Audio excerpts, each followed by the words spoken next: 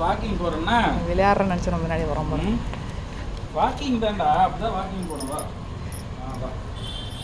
போயிட்டு சரியா? அப்படி போனவா.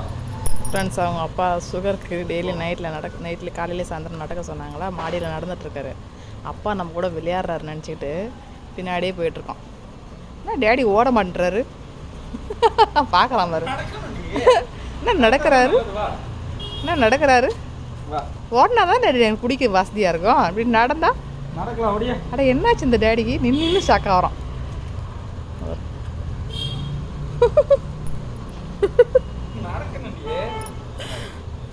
டேடி ஓடுங்க.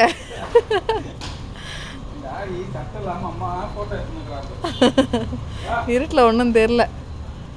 போ சாமி, அப்பா ஓடுறாரு பாரு. அவனுக்கு குளிச்சான் ஃப்ரெண்ட்ஸ், அதான் பெல்ட் இல்லாமல் இருக்கான்.